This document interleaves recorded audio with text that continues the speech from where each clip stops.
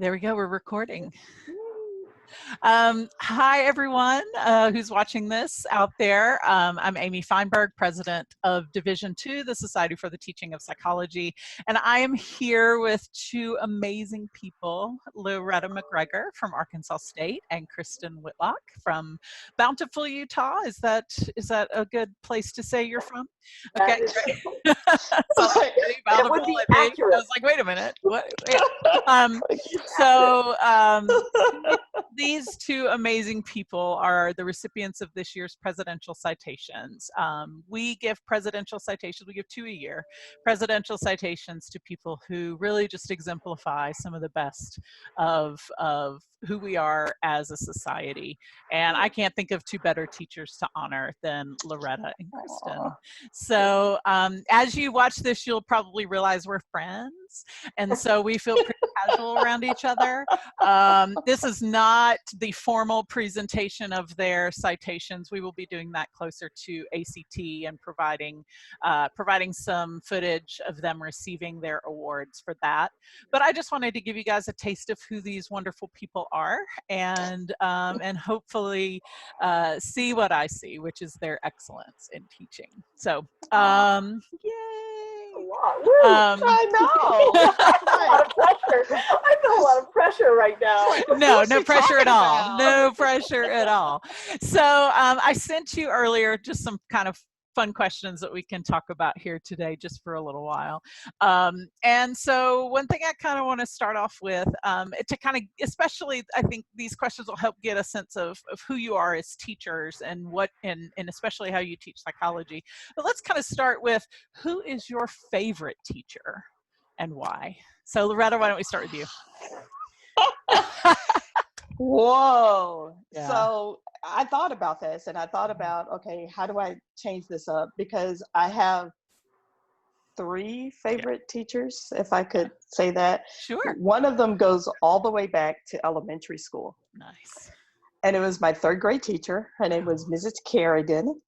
Wow. And she told me that I could be anything I wanted to be when I grew up. And she told me I was smart, and I believed her. There you go. Yeah, it was like, really? Like, okay, wow. That's amazing. Then later on in my life, I encountered these 2 gentlemen, and they both changed my life. Yeah. But they also not only became awesome, they were awesome teachers, but they became great mentors and awesome friends as well. Mm-hmm. And so that would be Randolph Allen Smith. Using the full name. Yes. Like he's in trouble with his mama. Mm-hmm. And Stephen Davis. So nice. I don't know if you know Steve. I know that you know Randy. I know the name. I don't know him personally. But So Steve was the one who said, "Why aren't you going to graduate school?" And I said, "Because I'm not smart enough." And he said, "Who told you that?" And I said, "I told myself." He said, "Well, you shouldn't lie to yourself." I was like, nice. Okay. That's great. So those are my picks. Oh, that's great. Just really a testament to growth. Yeah. Yeah. All right, Kristin, your turn. Who's your favorite teacher and why? I know. So I have to go back past 2 because, it's hard to pick just one, right? Yes, it is. It is. I probably have 5. Yeah. There's so many. But I actually have to start all the way with my mom, because my mom was actually my first teacher because she had a preschool. And so in our home. And so I grew up as her student, but also watching her teach. Mm. Years later, when I was a teacher myself, she needed me to sub her class. And I went back to sub preschool for a day and thought, oh my gosh, how has she done this? Yeah. But she was such a model of patience and compassion and love, pure love for her students.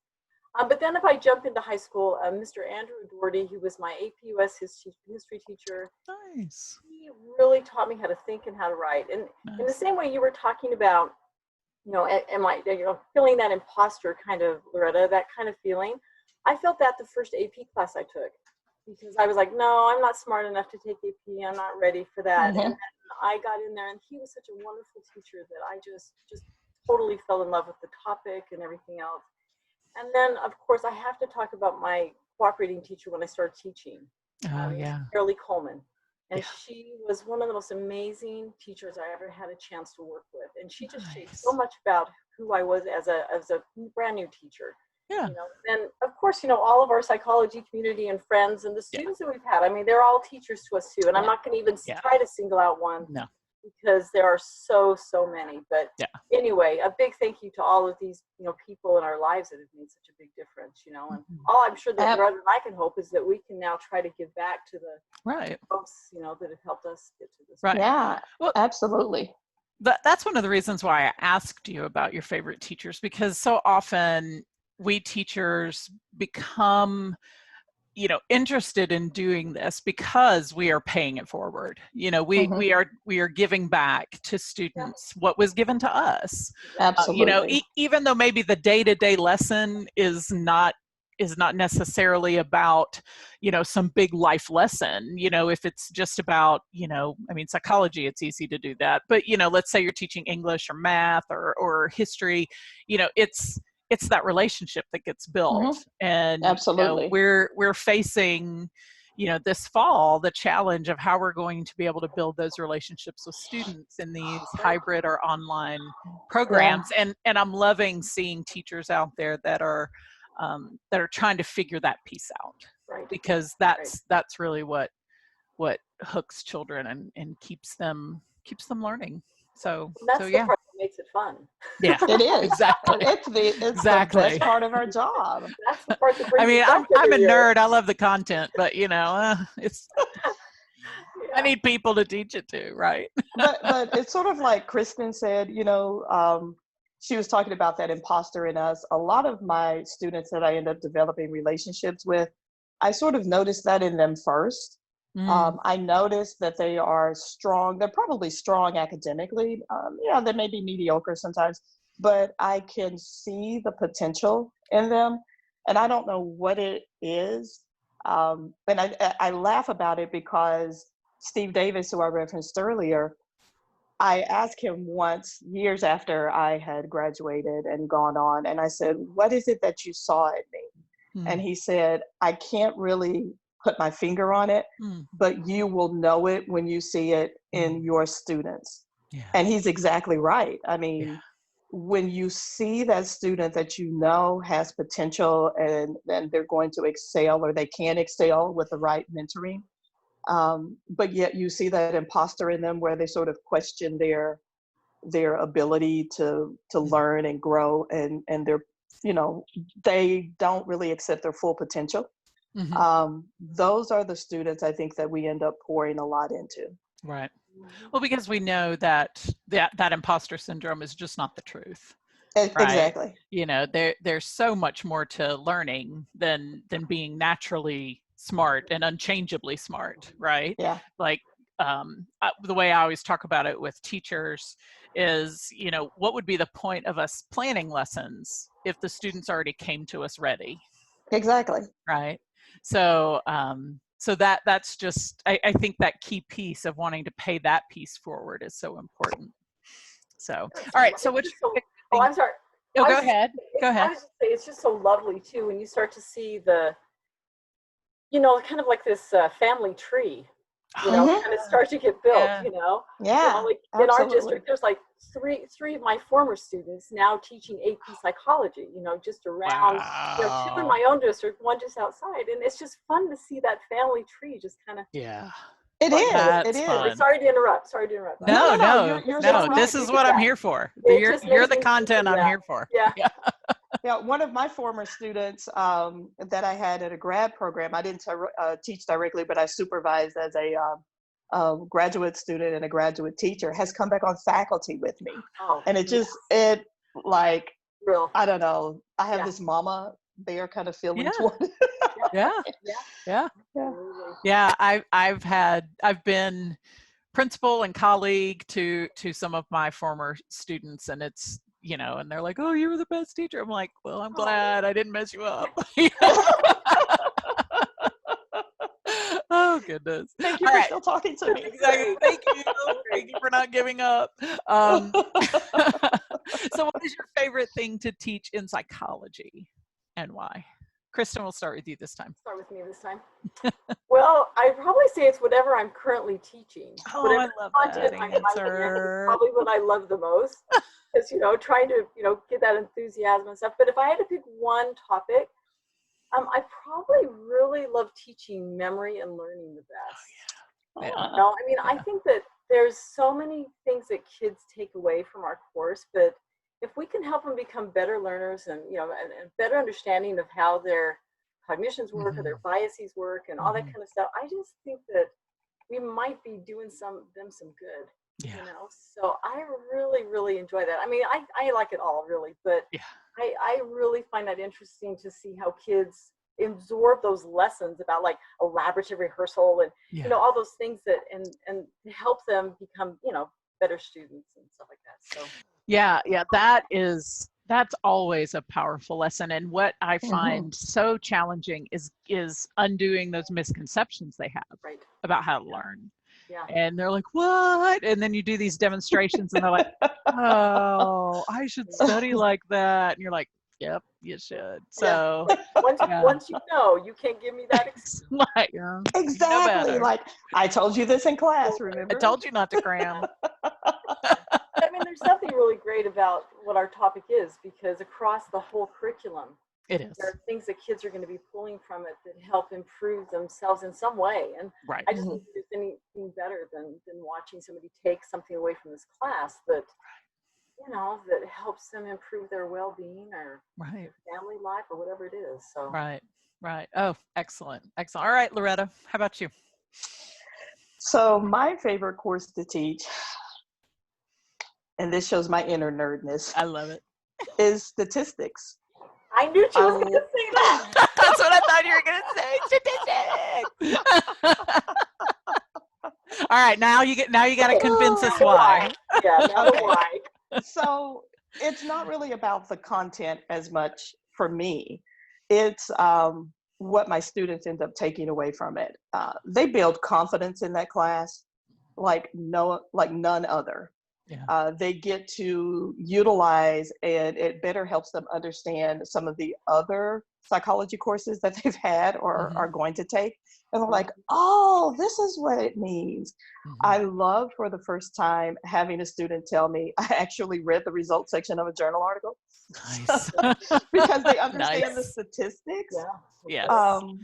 But, they come in, a lot of the students come in with, again, as Kristin said, these preconceived notions about what the class is about.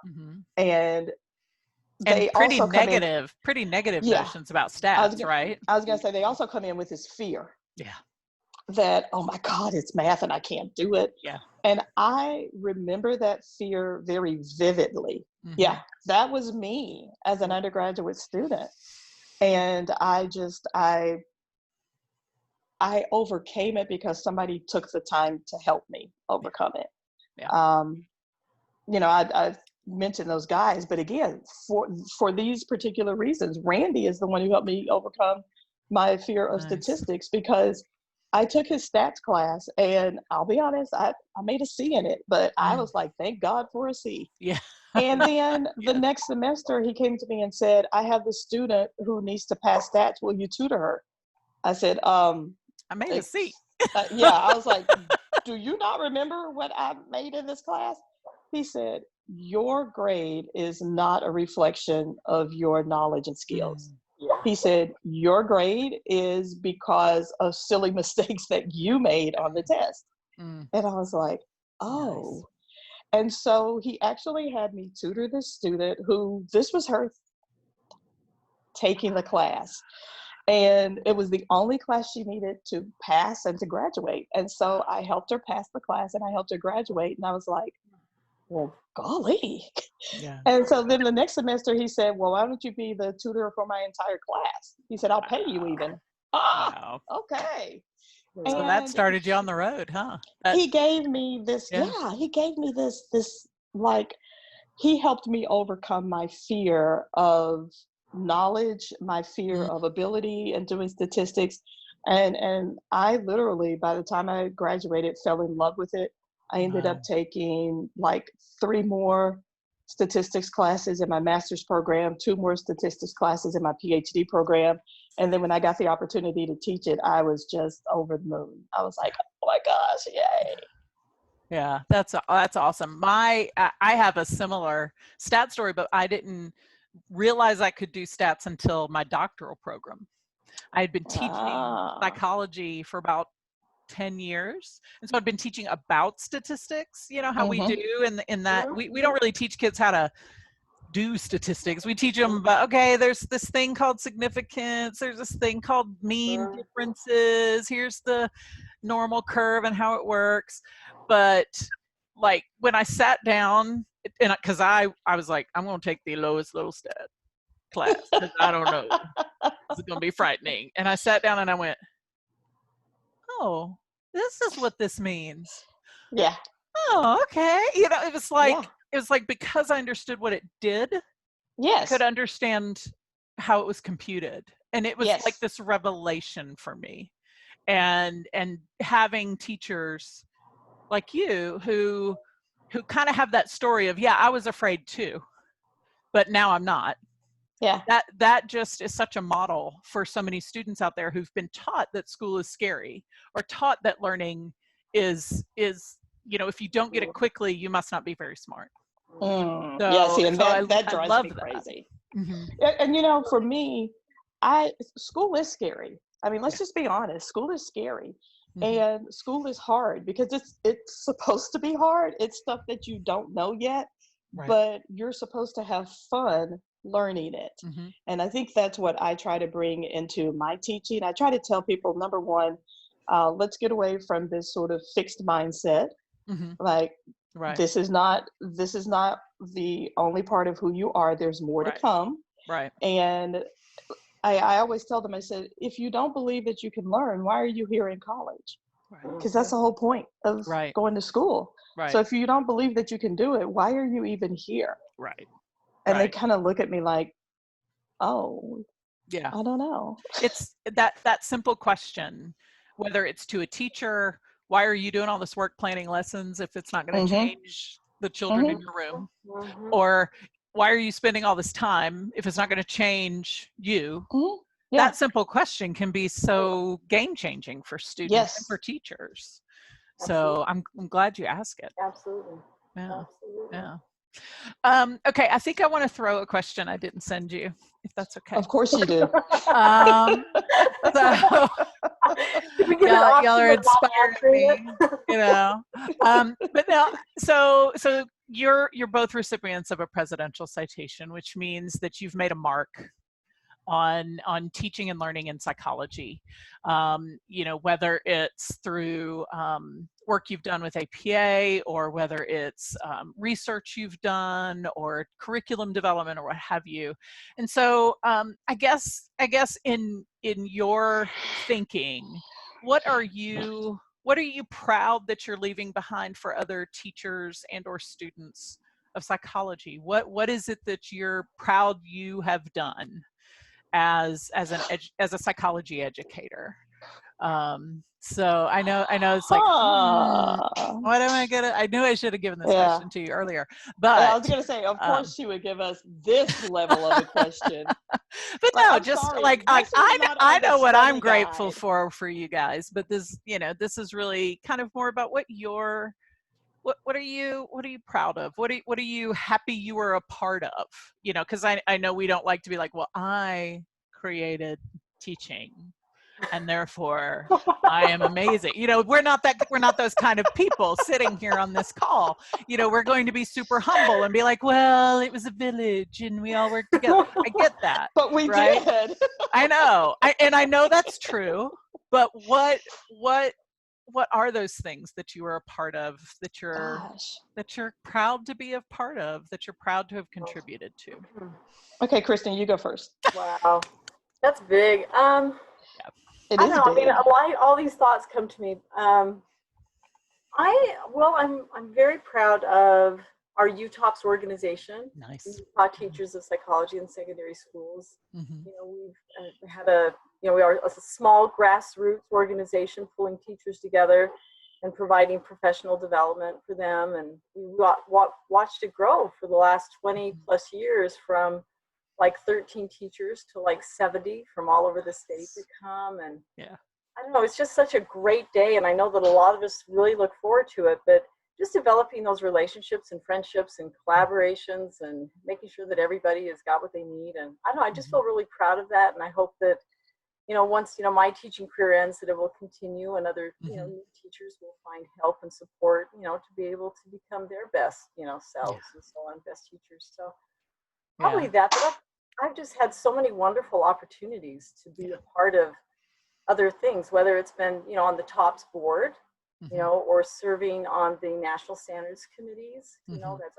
was such a highlight, and amazing people. And the national summit for high school psychology teaching that, you know, we worked on together. I think I'm very, very proud of the work that happened there and continues to come out of that. So I'm happy about that. And then the new one I've been working on is the Introductory Psychology Initiative, you know, with an amazing group of people. So I just am very proud of a number of things that that I've been able to work with. I mean, at that level, but then I'm also really proud. I mean, I'm proud of the work that I've done in developing AP curriculum for my own students, and what I've been able to work with on, you know, whether it's been working in test development or other sorts of things, you know, or I don't know. I'm proud of my students, and I'm proud of what they've been able to accomplish. And so I guess it kind of goes across the level from, you know, the big national things down to the state things. And then of course, probably is probably some of the nearest and dearest to my heart is just my own classroom and my own students. Yeah. Well, and such a rich set of experiences that you bring to those students at your school. You know, so many teachers never are able, for a variety of reasons, to be a part of developing all the things that you've had a hand in developing, and you being able to come in and bring that experience and share that with your students is just powerful. You've long been a go-to for committee work and development and having that vision. And so yeah, I would probably agree with your list. Thank you. Definitely. Oh, thank you. All right, Loretta, you've had time to think. Yes. Yeah, I still came up with nothing. Oh, stop. That is so not true. So not true. So, gosh, I was trying to go back because I think I was a part of Division II, maybe before you guys were born. Oh, stop. That is Can we stop the tape and find out how? Yeah, exactly. Hold on a minute. No, I'm not buying that. No, I do fondly refer to the 20th century as last century. You know, I'm like, last century when I started teaching. You know, it just. So yeah, you could go there, but you can't say before we were born, because that just ain't true. Yeah, well, I tried. But, I think back to like my first real involvement was going to conferences as a undergraduate student and getting to be involved that way. But then I also became, for Division II, I worked with putting together the conference, and I was the program coordinator for a while. And I really enjoyed that aspect of it, sort of seeing all of the different types of research, like brand new research in psychology that was coming out. And I would read a proposal, and I would read, the title, and I'd go, oh my gosh, I've got to see that. I've got to see that. I've got to see that. Yeah. So it was really cool. And I think what I really enjoyed about that aspect the most was I brought some students in with me, and they sort of helped me put that together. I was part of their project learning experience. Nice. And teaching them about research. And so they learned a lot as well about how research gets done in psychology, and how, you take it to conferences, and then you do presentations, and then you do publications, and they hear about all of this and they read this in the textbook, but a lot of them think that it just comes easily for most people. And to have them see the entire process, I think that was very important for them, especially in their development, because they've gone on to then, do research and take to conferences and publish. let's see. What else have I done? I've done a few things. We got a couple, 3, Yeah, 100 yeah. million. No. I think I just show up every now and then and provide comic relief. Stop.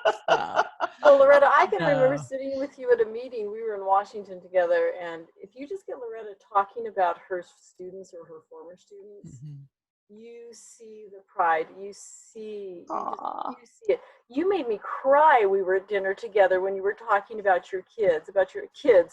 Yeah. Yeah, because I did my kids. Because just the passion that you have for them. I mean, you see that pride in everything. So anyway. Yeah. Well, Yeah. thank you. You've always been you've always had such a clear voice for what needs to be done that's right for kids. And keeping the focus on that, keeping all, because it's so easy in those national meetings with the APA or even with the society, it's so easy to be like, oh, let's make this more convenient for the adults. And no. and then that it's really easy then to forget that we're doing this for students, and that's how we. If that's the legacy I leave, then that is exactly what I'm not gonna let you not mention your work with Mamie Phipps Clark and Inez Beverly Prosser, right? Mine is more with Dr. Mamie. Yes. Which I so fondly call her. Yes, I've done quite a bit of research with her, and I've traveled to lots of different conferences giving presentations on her. I actually had a book chapter that came out about her recently. Worked with some people from TOPS when they were coming out with their posters to talk about who should be on one of those posters. This was a poster series that was put out by TOPS a number of years ago. And we got Mamie Phipps Clark, and I love it. I have this poster framed in my office now. Yeah. Because I love that. Yeah. I mean, you're one of the premier Mamie Phipps Clark scholars, I would say, out there. Thank you. I would say that's been my goal. Yes. That's been my goal. I was very fortunate that recently I met with who did I meet with? Now I can't even think about who I met with. But I'm trying to get in touch with her daughter so that I can actually get some additional material. Nice. So it was someone who said that they could put me in touch with her. Oh, that's awesome. Yeah. I know. I'm just like, fangirling. Well, that she and her husband are such pioneers for Black people in psychology. Their groundbreaking work with the doll studies and the influence that had on Brown v. Board, and Kenneth becoming the first Black APA president in 1970. Yes. How long did that take for real? That, I mean, just such important. Now, is she an Arkansan? Is she from Arkansas? She is. She is from Arkansas. Yeah. She was born in Hot Springs, Arkansas, which is why I sort of, I took her story and ran with it, because I'm like, oh my gosh, she's a little girl from Arkansas like me. Yeah. And nobody was telling her story and the groundbreaking work that she has done. Yes. Not just in psychology, but changing the entire educational system of the United States, and then overall helping sort of overturn these laws that we had about segregation. To me, that is phenomenal. And yet she was one of those, they talk about hidden figures. Yeah. She was indeed one of those hidden figures, because she changed the world. Right. I mean, or at least our world, she definitely changed the history of the United States.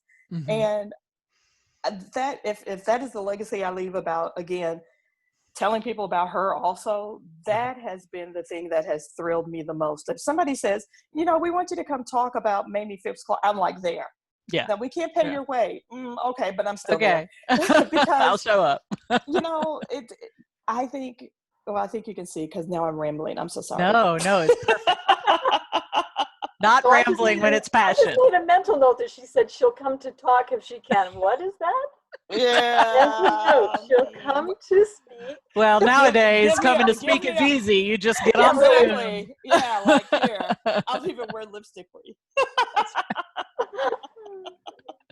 But yeah, Oh. I love that part of it. I also love being a part of working with STP and also working with APA, where we have not only looked at standards for freshman students and for students in colleges and universities, sort of like you did with the high school students, but trying to determine what is it that students should know when they come out of a university, regardless of where it is, with a degree in psychology. Because I think that's very important. Even though we don't have it as national standards, the recommendations are very important for any department of psychology that wants to make sure that their students are competitive. That's right. That's right. And so much is bearing fruit from the work that you two have done on both sides Aww. of that kind of spectrum. Kristin, you with high school, and you bleed into that intro, that intro world, and then Loretta with the major and the guidelines there. I mean, having that cohesive vision is something I think psychology desperately needs, and you two have laid such important groundwork for helping make a seamless, pre-college to doctoral pathway for psychology students. So Well, yeah. thank you. Can I add one more point? Yes, because now you've got the juices now I got the flowing juices. here. Yep. I think for me, all of the work that I have done in psychology and all of the work that I've done, even in just the professoriate, the underlying or the underpinning that is important for me also is trying to bring in a sense of diversity. Yes. Trying to get people to think about experiences beyond those of the majority, and to consider that some of the differences that you may see and some of the things you may even disagree with are differences that are important to people of color. Yeah, absolutely. And never more timely than now. As we struggle with things we probably should have rectified centuries ago. And so that work is beyond important. It would be remiss of me not to note that, Loretta, you are the first African-American recipient of a presidential citation in STP history. So wait, this is like 2020, right? I know. Yes. Yes. Well, when as far as I can tell, looking back over recipients, and I will say we have not been giving presidential citations for 75 years. We've been giving them for like 10 or 15. Okay. So we haven't been giving them that, very long. But in that span, I cannot see that we have given a citation really to anyone of color. So, wow. You are yet again a trailblazer. And Kristin, you are the first high school teacher ever to receive. Oh, really? I know. Yes. Like, whoa. So, so yeah. It's important to amplify all of the voices within STP, and I thought this was a really special way to highlight both of you as individuals, but also both of you as outstanding, faculty and teachers who deserve all the recognition that you can get. So. Well, thank you. Well, but I think we also would be remiss if we did not, talk about your leadership and your vision. This isn't about me. I know. But when you say these things, we're the first. It had to take someone to think of them, right? And you have the honor of being that person, and that speaks volumes about who you are. So thank you so much. Oh, thanks. Well, I have no words, but thank you, which is quite a feat you've accomplished. I know. I feel like I've accomplished something now. Oh, all right. So to kind of wrap us up, I'd like to I'm going back to questions I sent you.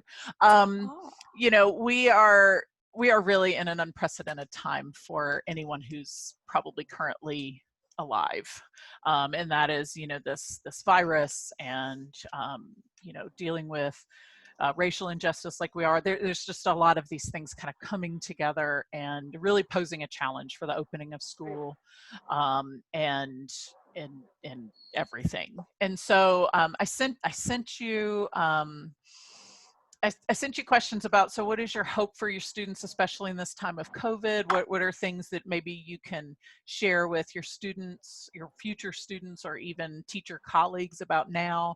And maybe just to kind of at least make it not so heavy, feel like teaching's like Survivor right now, right? Like we're about to go on the island and who knows? What is that thing you're gonna wanna have when you go into that classroom to teach your students? What would you bring? So I'll let either one of you who are ready start. I was gonna say, I feel like I threw you under the bus the last time, so.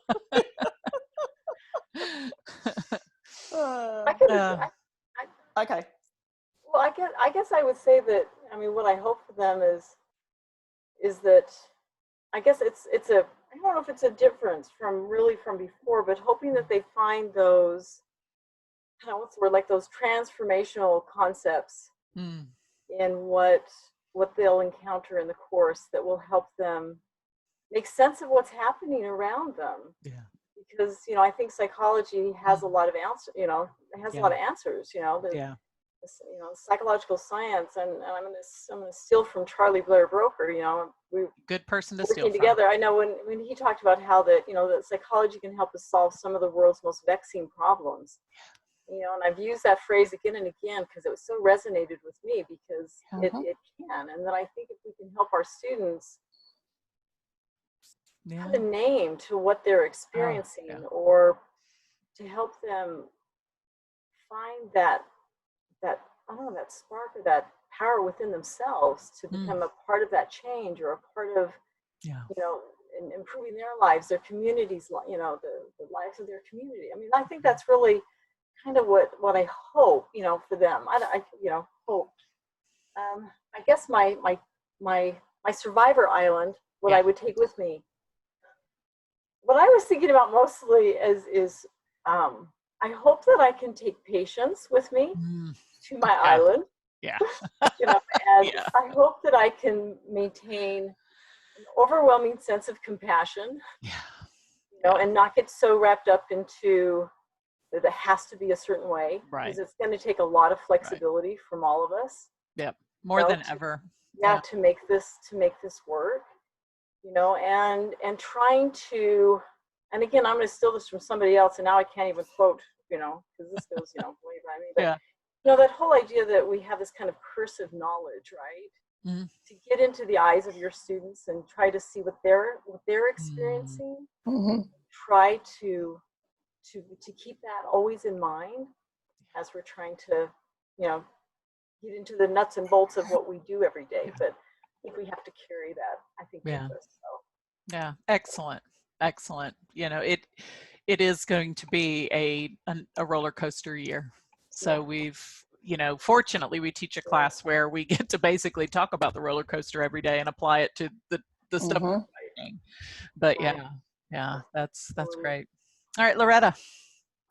So one of the things I want to help my students to embrace, I think, is the concept and the importance of resilience. So when they do take a step backwards, they don't feel like they're stuck.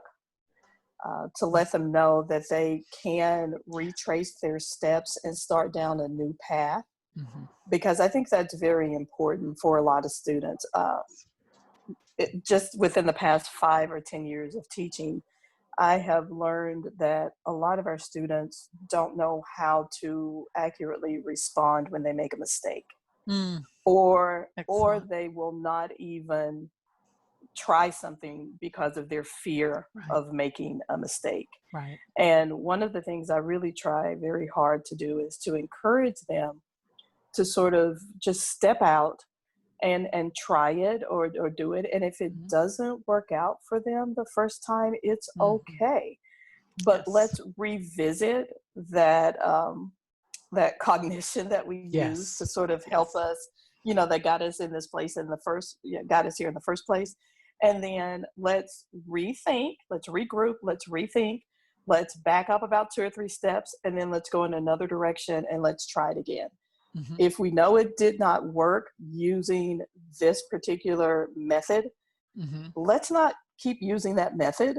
Let's revise Right. it and let's try something else. Right. Amazing. You know, and then I also want them to understand, and it's part of the resilience thing. Mm-hmm. I want them to understand that, I know it sounds kind of campy, but this is not where they will always be in life. This is simply a phase, a part of their life, and it will go by in a blink.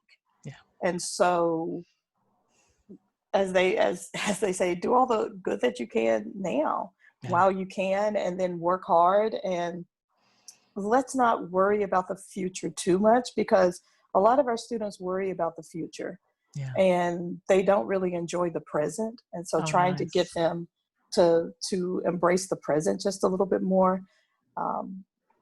There's so much to learn when they're at the university.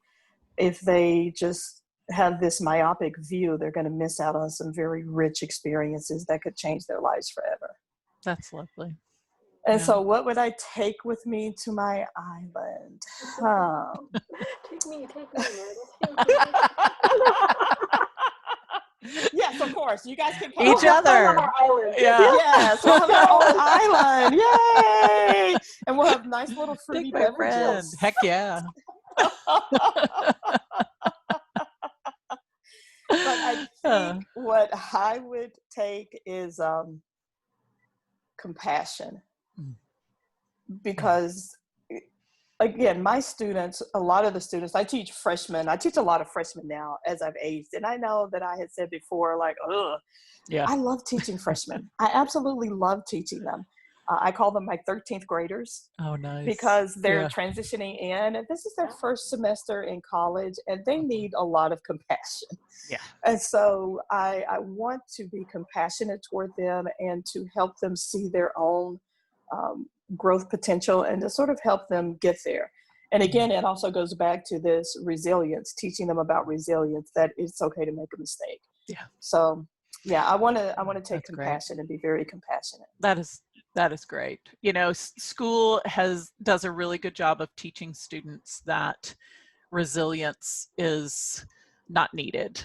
You know, we teach, we test, we move on. We complete things in an academic year, and then we move on to the next thing and we don't revisit.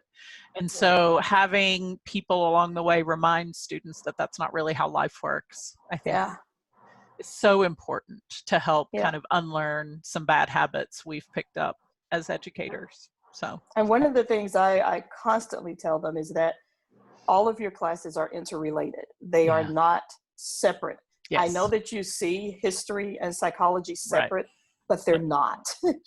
They are related to each other, because everything that has occurred in psychology in terms of the major developments, you have to take into consideration the historical context in which they occurred. Right. So, you know, I try to tell them all of your classes are connected. It is up to you to find the interconnectedness within them. Right. Right. Absolutely. Well, ladies, it has been amazing to see you and talk to you. And I'm so glad to honor you this way this year. And we will do some formal presentations later where we embarrass you completely with your roster of wonderful things you've done. But I wanted to give people a taste of just how amazing you both are as individuals and as teachers. So thank you for being friends of mine. Thank you for all you've done for teachers and students and for psychology and STP. So thank you so much. It has been.